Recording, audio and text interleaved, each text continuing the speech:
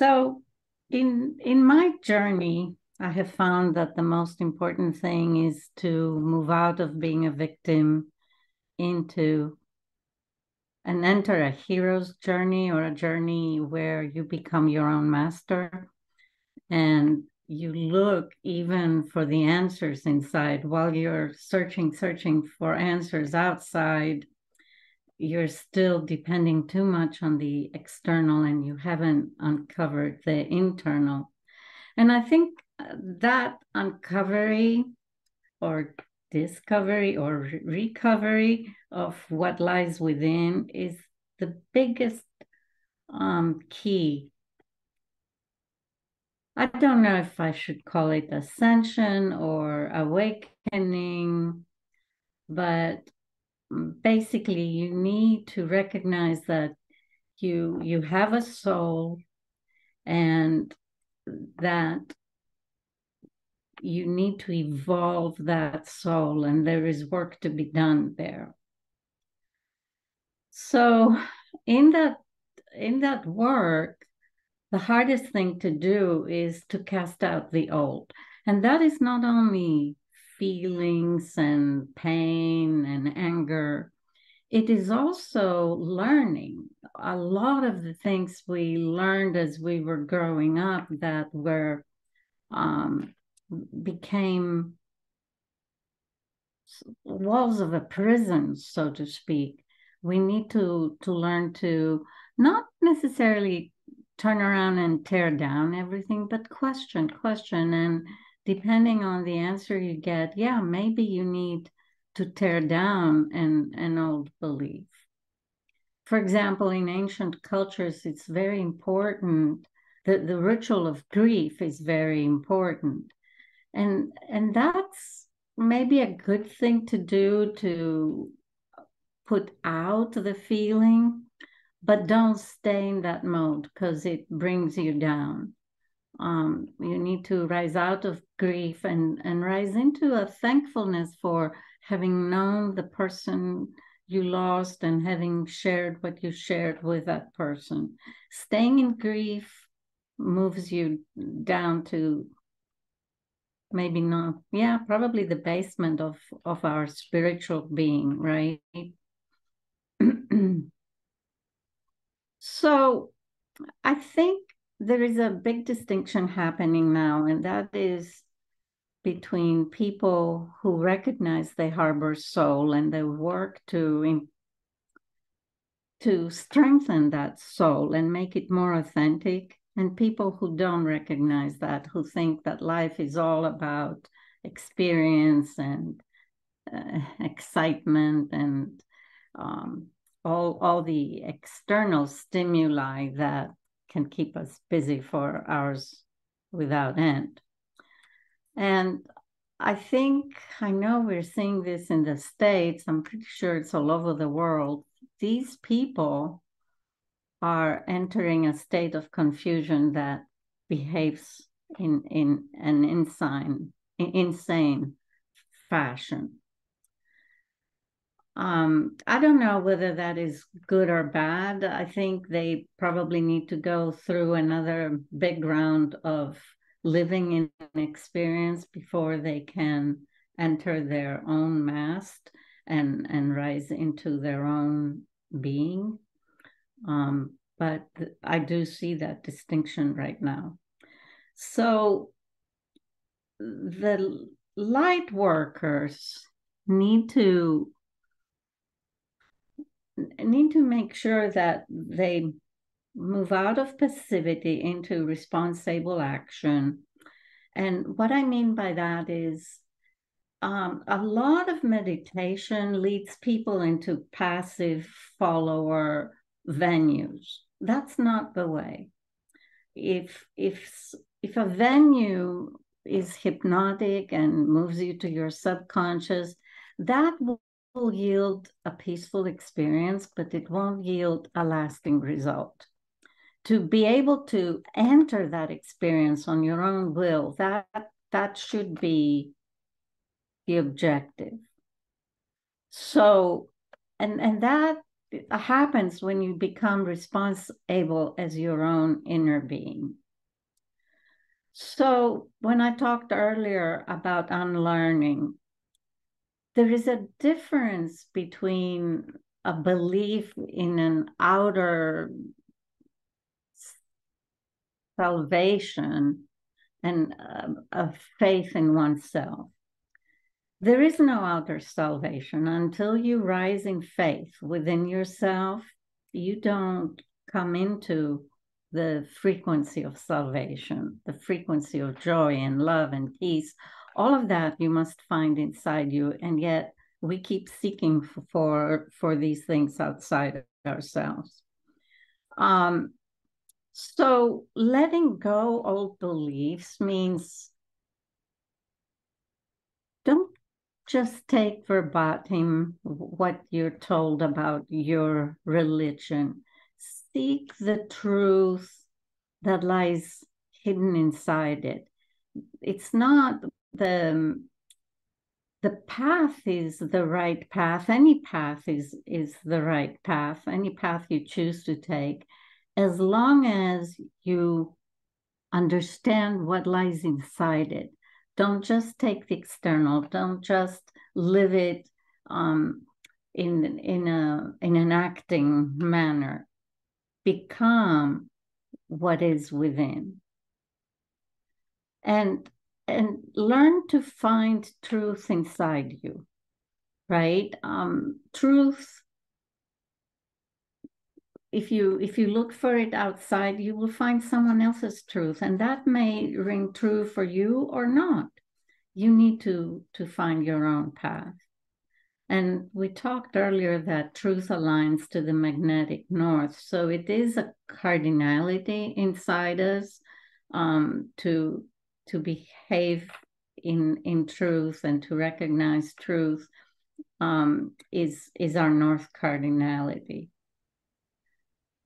So I call the subconscious astral, it's the world of feeling, and I call the superconscious etheric.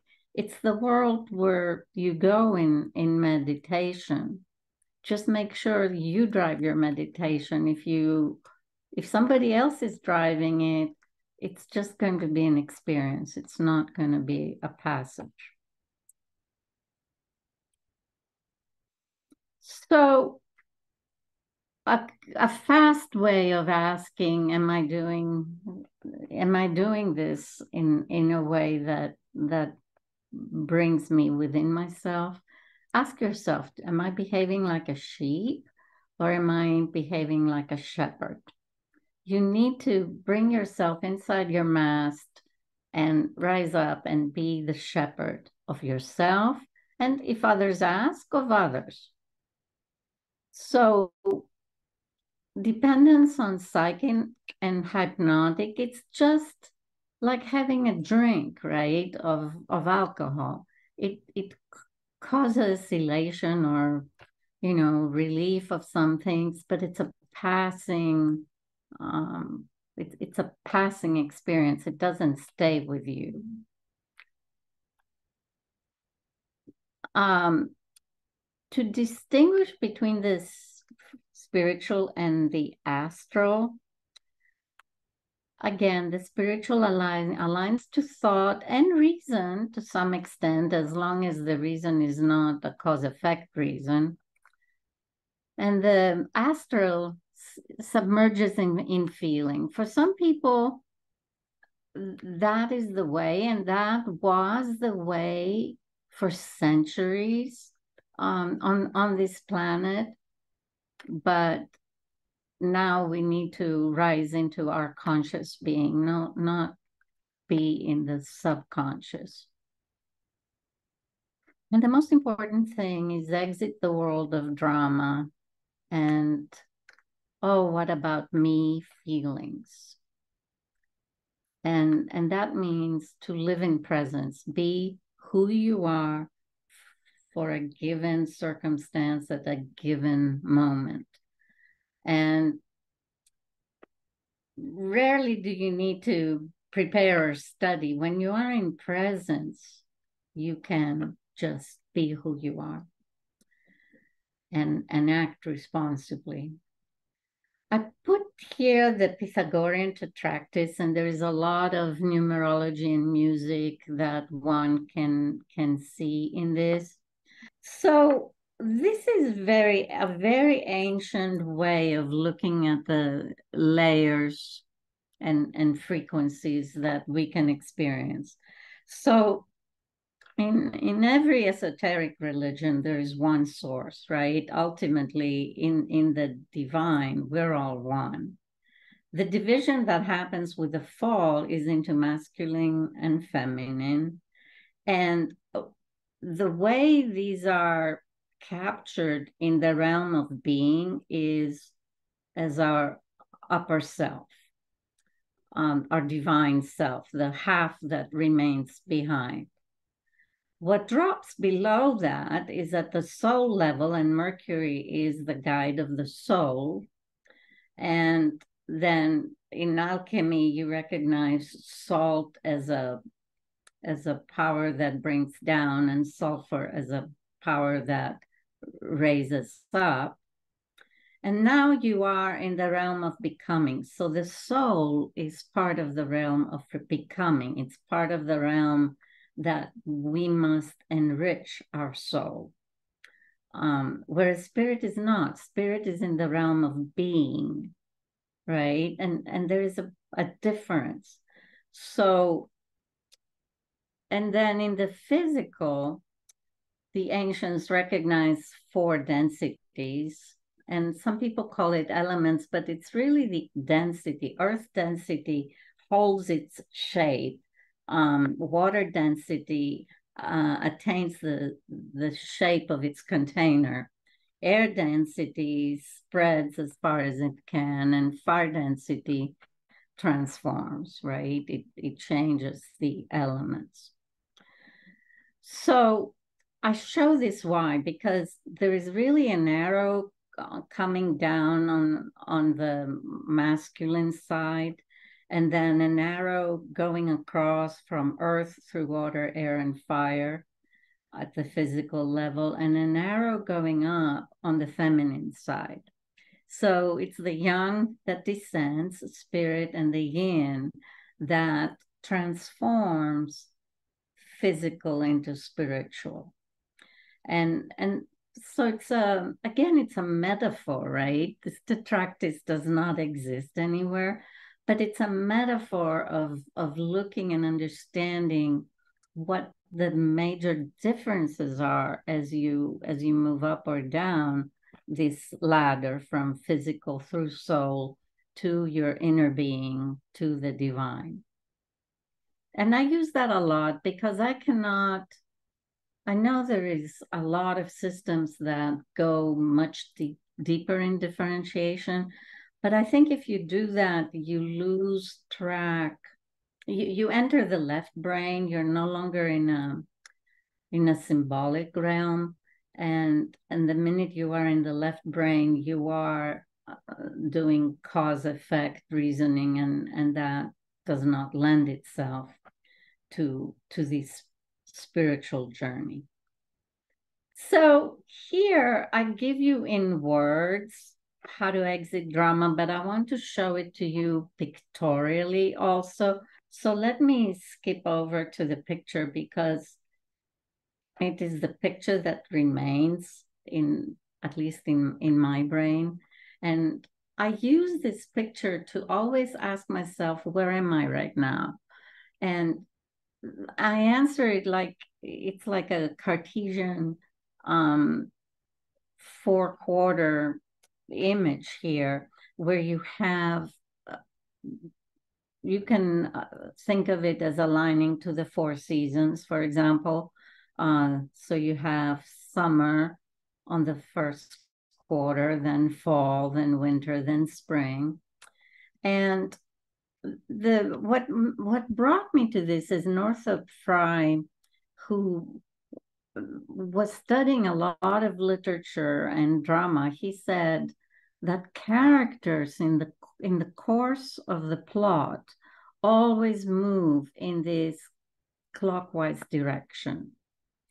So if you think in a mathematical way that this cross in the first quarter has both the axis of the world and the axis of the self as positive. You are in a romantic phase. Everything is wonderful. You love yourself, you love everybody else, you're happy. And then you do something and things begin to change, and the world turns negative on you. You're still positive on yourself, but the world turns negative. And that brings you to the bottom. And to rise out of that, you almost become nihilistic. You don't believe in anything. You don't have any hope. It's that third quarter that aligns to winter. And in the last phase, you suddenly the world becomes positive while you're still negative, and that's a comic phase. And that's the spring that brings you back to the top. So the Greek words hubris, I think we use that in English. It means you're so self-important, you think you can do no wrong, but it's the tree in the forest that rises above the rest and receives the lightning on it. So a Greek hero would commit hubris and cause the gods to be angry at them, right? And that really brings the environment, like the city you're in or the family you're in, to turn on you. Sparagmos is the point at which you're torn to pieces, like Orpheus was when he was thrown in the river and all the women tore him apart. It's the bottom of the tragedy where you cannot anymore come out of it the way you were before. You're broken to pieces, and then as you put yourself back together, you enter a state of metanoia, which means the change of mind or the upper mind, and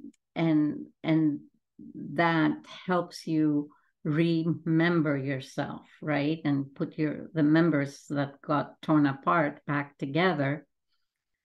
And then if you're able to do that well, you reach a point of catharsis where catharsis means cleansing, but it also means going down in order to rise up.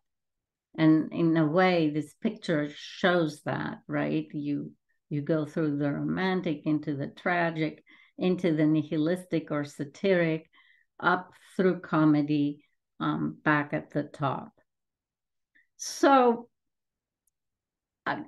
for me, I try to make this picture be as summarized as possible, because if you think of the 4 things you could do wrong, and I'm not talking here when you're still in a world of shame and guilt, right? I'm talking once you've exited that world. Shame and guilt keep you in the Kabbalah state. But once you exit that world and you enter the first presence and you're going up, but then something makes you fall back down, that's the phase I'm talking about. So I don't include phase and guilt here, although you could pair grief with guilt and fear with shame if you wanted. But basically, pride or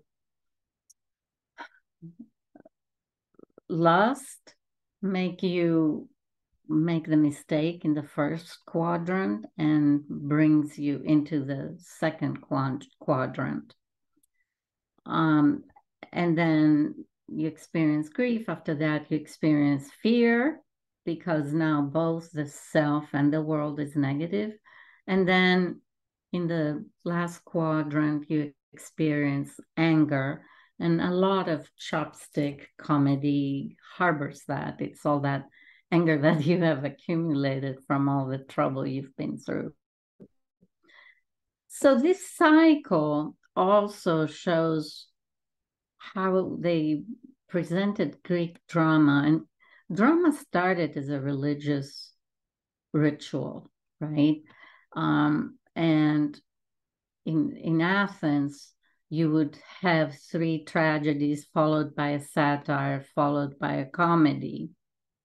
And, they were done in competition. The best presentation won a prize, but there was a lesson to be had. It was a ritual that took the Athenian citizens through a cycle of experience, and you had all the drama characters in the plot, and then the chorus representing the axis of the world would, tell you how you fared in that experience. Questions on this? It's really interesting. I kind of equate this to the ginger bowler above the line, below the line,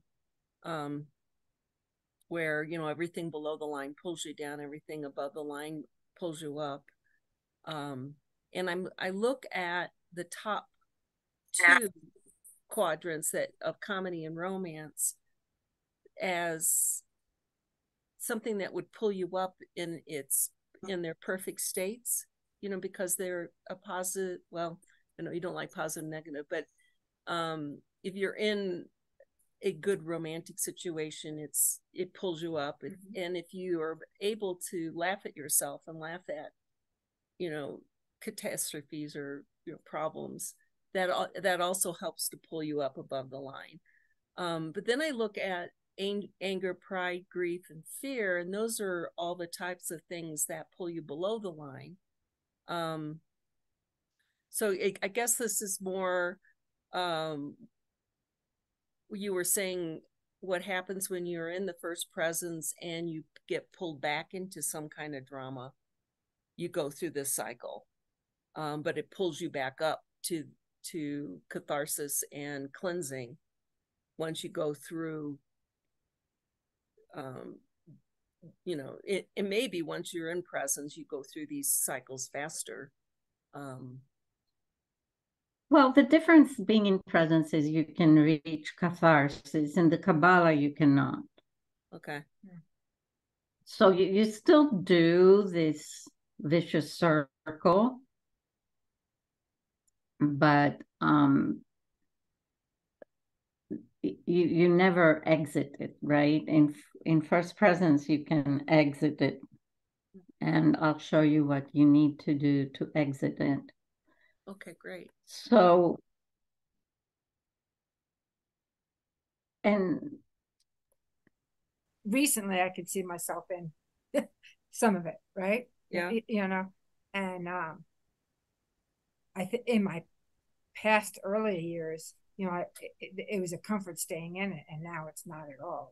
I want to move in, so that's more of a presence than worrying about everything else out in the world. And I see that difference in myself. So to me, this is just a life cycle in a sense. Something happens. How do you deal with it? How do you move on? So, in other languages, you think of, people always talk moving on, a death or a tragedy, or you get hurt or something like that. If you stay in that, then you're always on that bottom. You're always, and it takes a lot to bring it up. But if you accept what happened, say, part of it is gratitude, and also of what you have, which to me is staying in the presence instead of living in, the past or what you want for the future. Yeah. Right. Oh, this happened before, so this is what's going to happen, or worrying about the future. But what it is today, it is. And I know some people have trouble with that, is because, well, you can't, well, your past is your past, you know, it has to do with who you are. Yeah, that's true. But at the same time, that experience of what happened, or good, you know, positive or happy or sad, um, you don't want to stay living, you know. It's a I tend to like to remember the good memories of it, not the, you know. And I wasn't always that way, but thankfully I am much more of that now. So now think of this as, what would a shepherd do, right? So if you find yourself in a quadrant where you feel proud of yourself, right? Express that as reference so it does not bring you into the next quadrant, right? And if you find yourself in the quadrant of grief, find reason to be thankful. That's the gratitude you're talking about, right? And if you are in the quadrant where you experience fear, turn that around and go inside you and find trust. So a lot of the unlearning, and I dealt with so much project management in my career. It's unlearning that planning in a sense, because planning is projection, right? And you need to have a purpose, and you need to identify the major milestones for that purpose to happen. But this minute detailed planning, it is making you weaker. I mean, it's needed to plan a rocket to go to the moon, but if you are worried, will there be World War III and how do I prepare for it? That's a projection that takes you out of presence, right? So in presence, you trust in yourself, and you believe that in any crossroad, in any circumstance, that trust will deliver to you what you need to face the situation. And then anger was something I had to deal with a lot, and letting that go, forgiving self, forgiving others, that's the way to reverse that. So each of these movements is, how do you go from projection to coming within yourself and within your power. And then what happens is, when you're in presence, you no longer have the cross, because the self axis becomes vertical. It becomes one and the same with the world axis. It aligns. So I use this as a very fast reference if I feel I'm getting out of balance, right? I ask, okay, what am I feeling? Am I feeling fear? Okay, I need to be in that third quadrant and turn fear to trust. And then focus on, how do I do that? Because it's not, it can take some work to be able to do that. So that's how I used it. And it was almost in the background of all my work until a niece I have who studied music, and she was very affected by COVID and the inability of musicians to perform, and was going through a deep depression. She really hooked onto this. And I think because it's something you can easily remember in your mind. It's not like you have to go through 10,000 words to get here. It's a picture you can memorize. And then dealing with the memory of the picture puts you in the right brain. And then it's a lot easier to come out of trouble. Okay, so catharsis brings us to another notion in ancient Greek drama, and that is the sacred matrimony. So every comedy ends with a couple getting married, and that stays true into Shakespearean comedy and probably later also. And why was that? Is it really, and they'll live happily ever after? I don't think so. Remember, this was a ritual and it was meant to mean something esoteric. Um, so the sacred matrimony that takes place, hieros gamos, it's called in Greek, it's the recognition of the lower self coming in touch with the upper self. And that's really what needs to happen in first presence. You need to find your inner self, that half of you that stayed behind when you came into physical existence.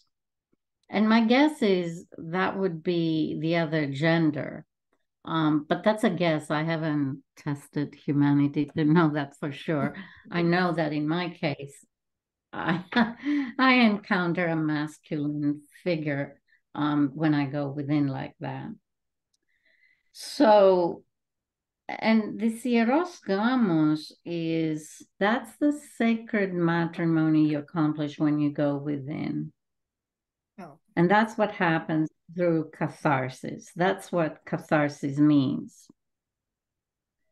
That you can balance out who you are with your inner entity. And I don't know how hard that is. For some people, it must be very easy. For some people, it must be very difficult. I always had somebody I dialogued with. And then I met a friend who was very esoteric, and he said, well, who is it? Have you asked him his name? I said, no. He says, how can you dialogue with somebody whose name you don't know? So I did. I asked his name, and then it it became even more meaningful having done that. So this just explains the four phases, right? What does it mean to be in the romantic phase, in the tragic phase, etc.? We went through that. The Hieros Gamos later in medieval times and in Christian mysticism becomes the alchemical wedding. And again, that's alchemy was more of a symbolic language. It was hiding behind this act of chemistry, supposedly, but it was more of a symbolic language in which to save some of the notions that are involved in rising into your first presence.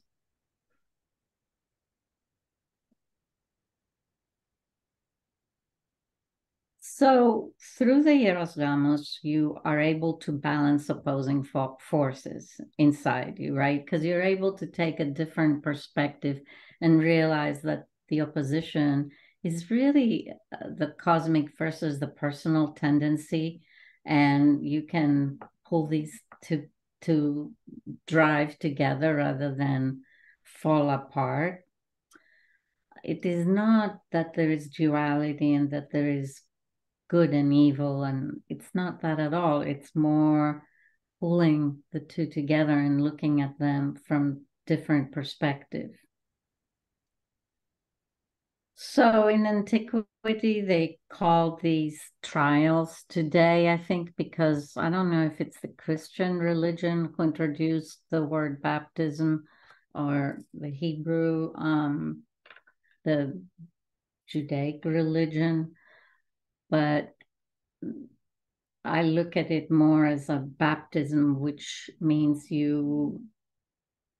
but you don't go through them just in the ritual, right? You go through them daily in little steps, and you catch yourself on your path and try to balance out the exoteric with the esoteric.